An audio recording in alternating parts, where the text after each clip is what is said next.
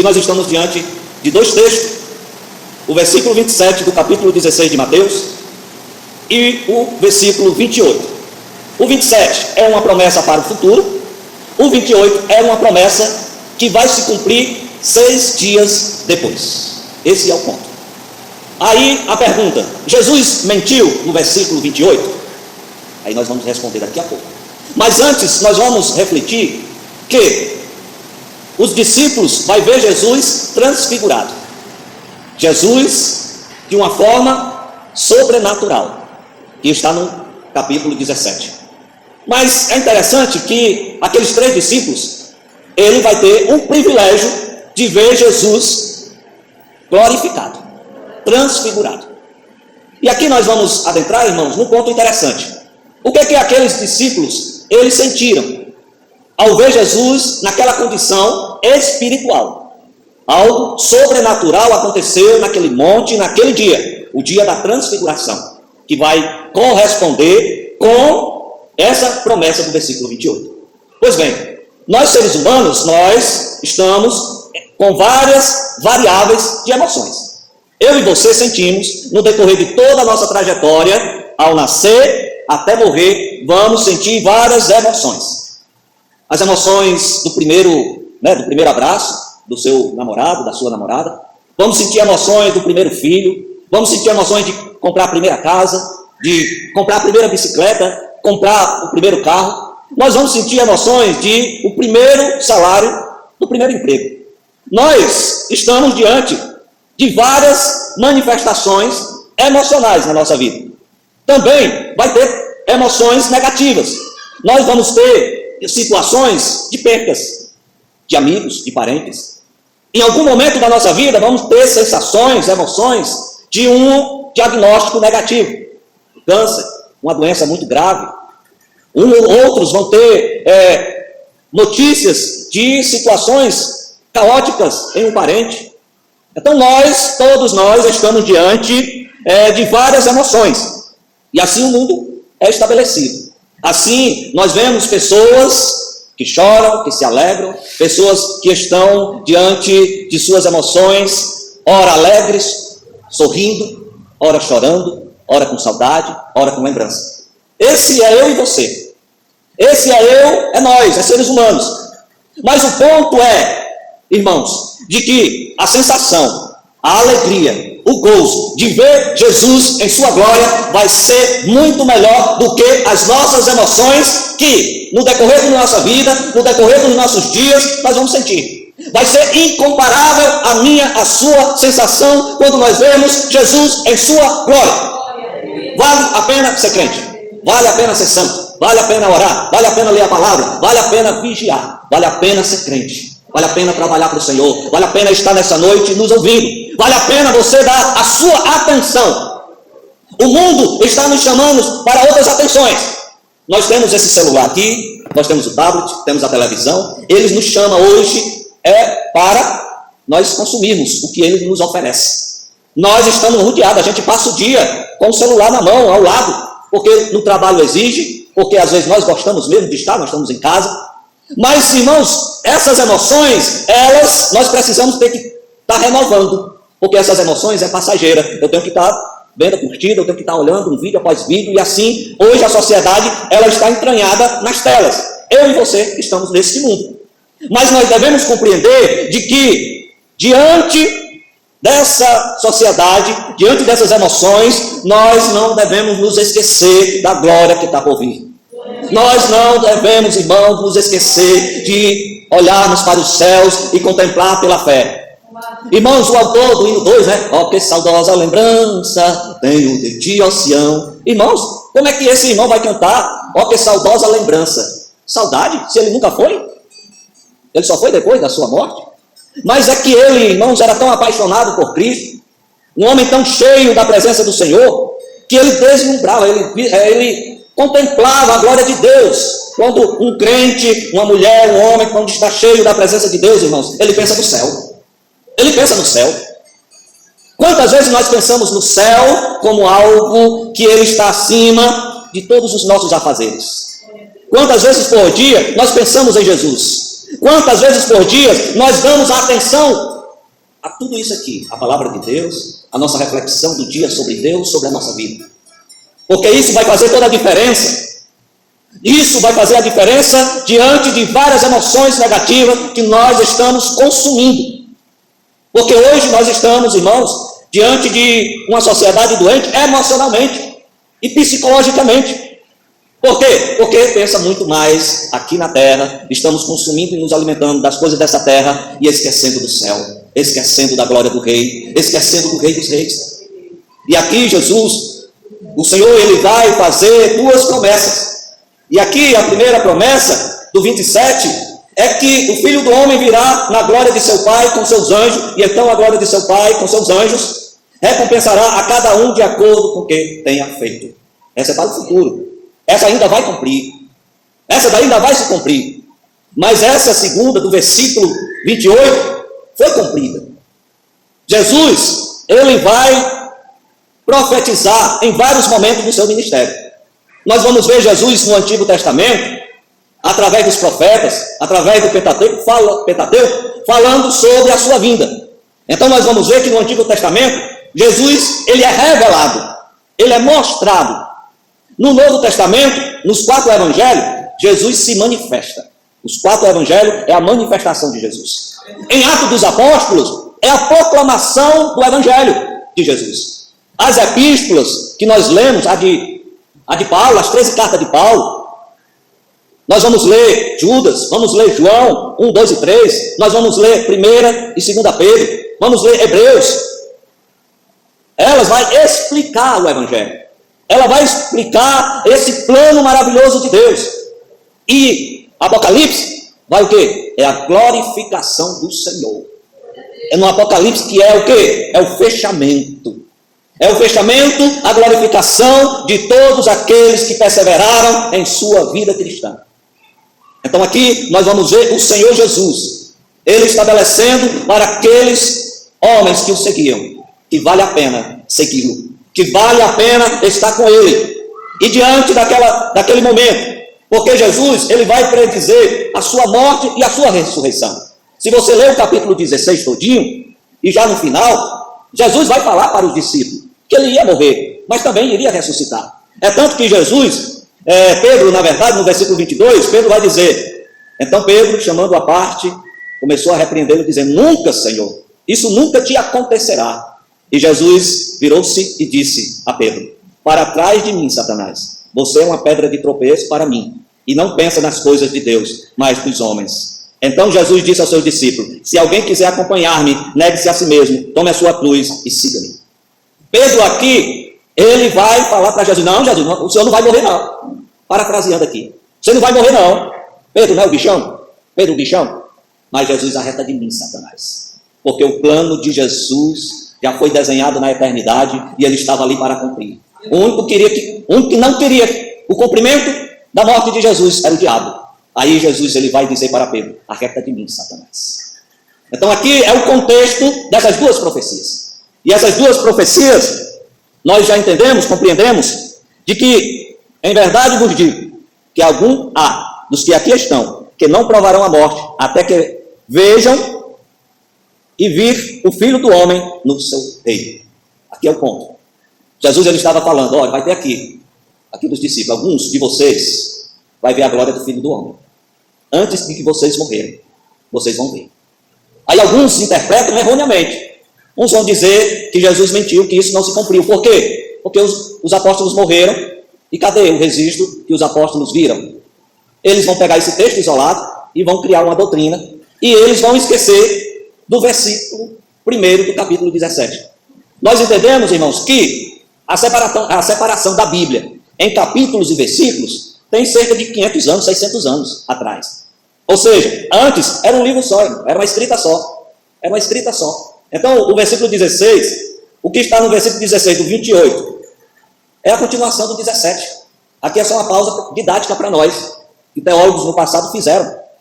Mas só que aqui, no versículo 1 do 17, vai dizer, 6 dias depois, Jesus tomou consigo Pedro, Tiago e João, Então o irmão de Tiago nos levou em particular a um alto monte, e ali ele foi transfigurado diante dele. Sua face brilhou como o sol, e suas roupas se tornaram brancas como a luz. Aqui é o cumprimento do versículo 28. Eles vão ver o Filho do Homem. Aqui, irmãos, os teólogos vão dizer que é uma amostra grátis da glória de Jesus. Aqui foi o privilégio daqueles 3 apóstolos, aqueles 3 discípulos, de verem Jesus, uma amostra grátis da glória do Rei. E aqui nós entendemos que Jesus, ele não mentiu. Jesus, ele não mentiu. Aqueles que advogam nesse texto para outra interpretação, é só ler o contexto. Então não se iluda com o texto isolado. Não se iluda com o versículo, com palavras bonitas. Vocês têm que ler o contexto, têm que ler atrás e à frente. Repito, porque a junção dos capítulos e versículos foram anos atrás. Foi no século XIII que começou essa didática na Bíblia.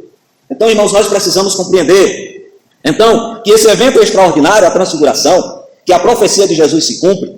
Ali Pedro, Tiago e João viram a forma clara e visível, uma manifestação do reino de Jesus. Eles viram a glória do Filho do Homem, em um vislumbre de sua glória celestial. Ali estavam Moisés e Elias, representando a lei e os profetas. Quando Jesus se transfigurou, aí surge Moisés e Elias, representando a lei e os profetas, que estava se cumprindo em Jesus de Nazaré. Ali estava estabelecendo, irmãos, ali a mostra grátis da glória do Senhor Jesus. Então nós precisamos entender, irmãos, que Jesus não mentiu. A profecia se cumpriu de forma literal e visível para aqueles 3 discípulos. E esses 3 discípulos só vão morrer anos depois. Mas que a profecia foi cumprida. Mas diante disso, o Senhor Jesus, ele tem promessas. E nós vamos ver também, irmãos, que Jesus, as promessas que já foram cumpridas acerca de Jesus. Nós vamos ver aqui rapidamente o nascimento de Jesus, a morte e a ressurreição. Nós vamos ver profecias que se cumpriram. A destruição de Jerusalém no ano 70. Aí outro ponto. A destruição de Jerusalém e do templo no ano 70. Em Mateus 24, 2, em Lucas 19, 41, 44, Jesus ele vai profetizar, que Jesus vai olhar para o templo e vai dizer, não vai sobrar pedra sobre pedra nesse templo. Jesus vai dizer para os seus discípulos, diante da magnitude do templo, ele vai dizer que aquele templo ia ser destruído.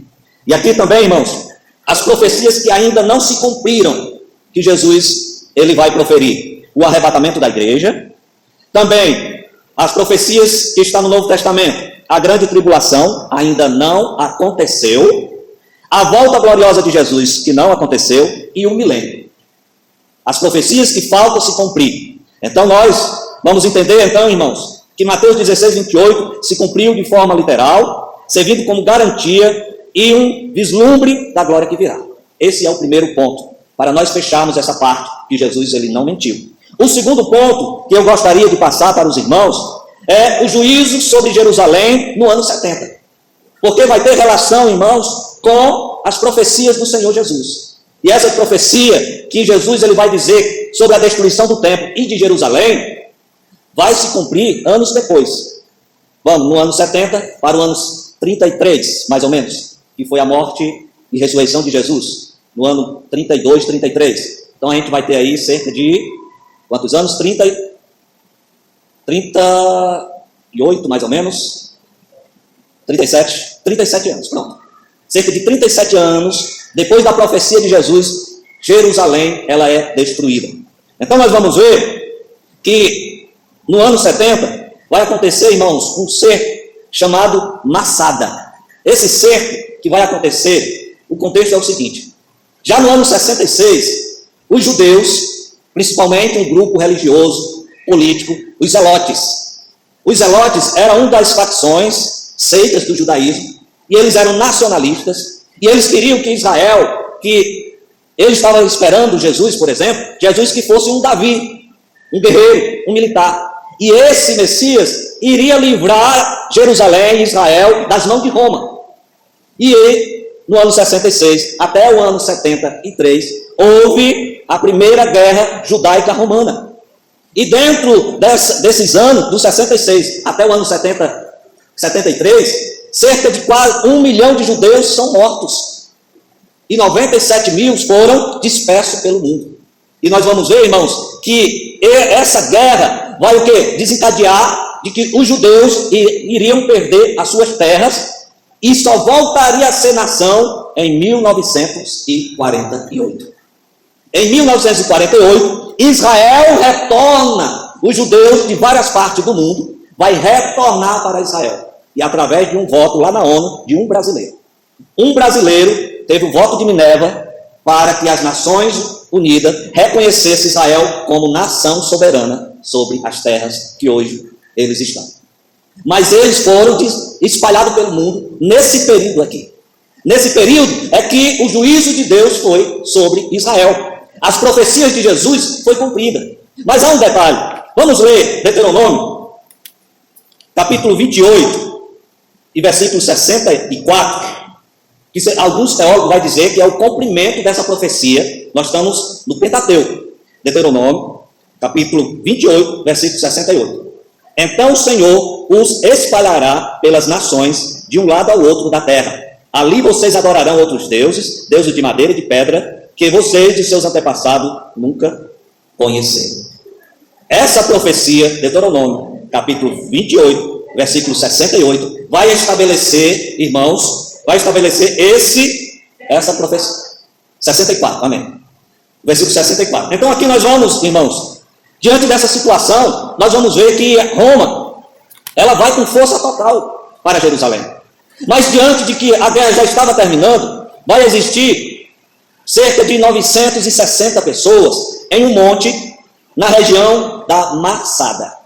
O cerco de Massada é uma região montanhosa que fica ali na Judéia, fica 400 metros de altura e de lá havia o Mar Morto. E lá era uma fortaleza. Lá as pessoas conseguiam, diante do enfrentamento bélico, eles conseguiriam sobreviver e o exército teria dificuldade para entrar. Mas Roma preparou mais de 15 mil soldados.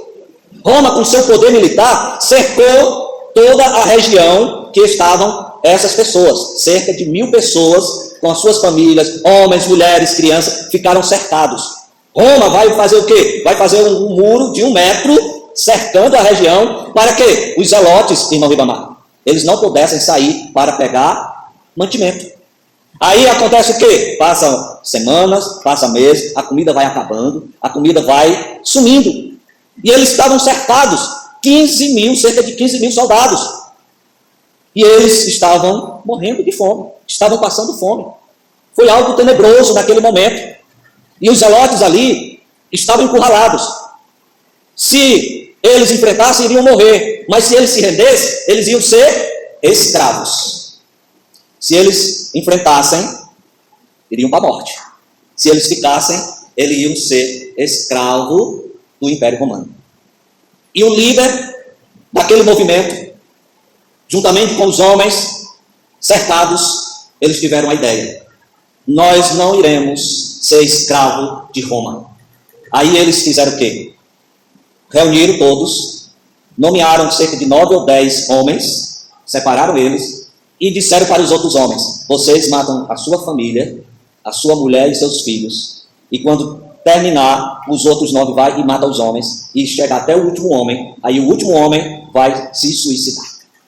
Esse foi o cerco de Massada, no ano 70. Aí nós vamos ver que esses homens, eles, quando o exército de Roma entra na cidade, porque eles conseguem, eles vão ver o povo morre, todos eles mortos. Só sobreviveu 2 mulheres e 5 crianças, porque tinha uma cisterna no poço, e eles entraram dentro desse poço. E eles vão contar essa história para Flávio Joséfo, que é um grande historiador daquele tempo, que até hoje tem o seu registro, os seus livros. Então nós vamos ver, irmãos, de que o juízo sobre Jerusalém vai acontecer, vai se cumprir. Essa profecia de Jesus realmente se cumpriu naqueles dias. Aí alguns vão dizer que aquele acontecimento foi a grande tribulação. Alguns vão entender que o cerco em Jerusalém, que essa matança de 1 milhão de judeus, foi a grande tribulação. E é mentira, irmãos. Mentira. Aquilo ali foi um evento para se cumprir a profecia tanto de Deuteronômio, também o que o Senhor Jesus vai proferir. Esse é o ponto. Então, nós vamos ver que, diante desse tamanho sofrimento, muitos judeus preferiram a morte à captura, como ocorreu em Massada. Essa é a manifestação do juízo de Deus. Foi tão claro e terrível que muitos que ouviram Jesus, em especial os discípulos que viram na transfiguração, também presenciaram e souberam da terrível destruição da cidade. Eles viram o cumprimento de uma série de profecias de Jesus que apontavam para a vinda de um juízo. Esse juízo era sobre Jerusalém, sobre Israel. Mas sobre a humanidade vai acontecer. O juízo sobre as nações ainda vai acontecer. Talvez aconteça daqui a 10 anos, daqui a 15 anos, daqui a 40 anos. Mas nós cremos que os acontecimentos no passado foram fatos isolados, específicos para Jerusalém, para o povo judeu. Mas o acontecimento, o clímax, aquilo que vai acontecer, o que está proferido em Apocalipse, nós estamos aguardando. A igreja está aguardando, primeiro, a volta de Jesus. Aí é o terceiro ponto que nós vamos adentrar para nós irmos para o encerramento. A vinda gloriosa. É crucial entender que a profecia de Mateus 16, 28, mesmo que tenha se cumprido na transfiguração, não anula a promessa da segunda vinda de Jesus. Pelo contrário, ela nos dá uma prévia da glória que nos aguarda. É aqui que afirmamos a doutrina escatológica. A doutrina que a igreja defende. Nós somos pré-tribulacionistas. Porque tem o pós-tribulacionista. Nós somos pré, por quê? Porque antes da grande tribulação, antes do acontecimento do anticristo se revelar, se manifestar, nós, assembleianos, nós acreditamos que Jesus irá arrebatar a igreja. Irá levar a igreja. E nós encontraremos ele nos ares, nos céus. Então nós entendemos que antes de acontecer os 7 anos da tribulação, da grande tribulação, nós estaremos com Cristo. Há também a defesa, aí os irmãos presbiterianos, alguns outros, que vai dizer que os crentes, o Senhor vai arrebatar dentro da grande tribulação. Então, eu fico da parte do quê? Eu estou preparado se for pré, e eu estou preparado se for pós. Nós devemos estar preparados para a volta de Jesus. Nós devemos estar preparados com as vestes brancas, irmãos. Com as vestes brancas, com azeite nas lamparinas. Esse é o dever nosso, nós crentes. Aí nós entramos, aí nós lembramos no início, de que qual é a nossa sensação, irmãos, que nos espera. Irmãos, vai ser inigualável, vai ser esplendoroso, irmãos. Nada, nenhuma sensação que nós sentimos, se é boa ou ruim, nada vai ser comparável quando o soar da trombeta, quando Paulo vai dizer em Tessalônica, aos irmãos de Tessalônica, ao soar da trombeta, irmãos. Que coisa maravilhosa. Só os crentes ouvirá. Só os crentes ouvirá esse soar. E nós estaremos. Este mundo vai ficar para trás. As nossas lutas vão ficar para trás. As nossas guerras espirituais. Essa carne que milita, que luta para que a gente desagrade a Deus. Essa carne que não quer adorar o Senhor, que não quer orar, que não quer ler a palavra, que não quer estar no culto, que não quer trabalhar para Jesus, que não quer se esforçar. Essa carne que luta para nós estarmos longe daqui. Tudo vai passar. Tudo vai passar, irmãos. Olhe para o céu. Quando a luta vier, a afronta da vida vier, irmãos, feche os olhos, contemple pela fé a glória que está guardada para mim e para você. Não perturbe os vossos corações. Credes em mim. Na casa de meu Pai há muitas moradas. Jesus está falando para mim e para você. Não é fato isolado, não é texto isolado para aqueles irmãos, é para mim e para você. Então, irmãos, nós não estamos aqui de brincadeira, nós estamos aqui cultuando ao Senhor, nós estamos aqui adorando a Deus, nós estamos aqui, irmãos, em batalha, em guerra. Nós somos soldados. Soldado, irmãos, está em guerra. Soldado em guerra, mesmo ferido, mas estamos lutando, mesmo chorando, mas nós estamos olhando para Jesus. Mesmo que as angústias da vida nos leve a um descompromisso, mas nós estamos como soldado de Cristo. Senhor, está doendo. Senhor, não está fácil. Senhor, é irresistível às vezes, mas nós devemos olhar para as promessas que não se cumpriram, as promessas especiais. Olha, Deus criou tudo lindo. Deus criou tudo maravilhoso. Deus criou você. Deus criou a mim. Veja como é maravilhoso a natureza, o céu. Veja a noite, veja o dia, como é bonito. Mas isso, irmãos, é só um rascunho.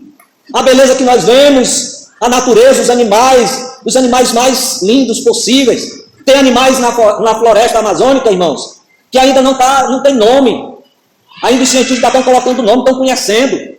No oceano, só conhece 5% dos peixes, dos animais que tem nos oceanos. Só 5%. Ainda tem muito, muito mais. Foi o Senhor que criou. E eu e você achamos maravilhoso. Eu e você, quando vamos para a praia, nós olhamos que coisa maravilhosa, que coisa boa, que coisa agradável. Mas isso é só um rascunho, porque no céu está a criação prêmio do Senhor. A criação prêmio. A obra de arte que o Senhor tem é para mim e para você, se nós perseverarmos até o fim. Perseverarmos até o fim, irmãos. Essa é a palavra de encorajamento para mim e para você. Essa palavra, se você guardar isso, então vale a pena eu vir para a igreja, estar na igreja. Vale a pena, irmãos. Porque aquilo que nós vemos é rascunho, mas o céu, irmãos, é a obra-prima de Deus, é a criação perfeita. João, ele vai escrever as ruas como de ouro, os muros de cristal, de jaspe. É o que ele conseguiu descrever com aquilo que ele sabia de preciosidade.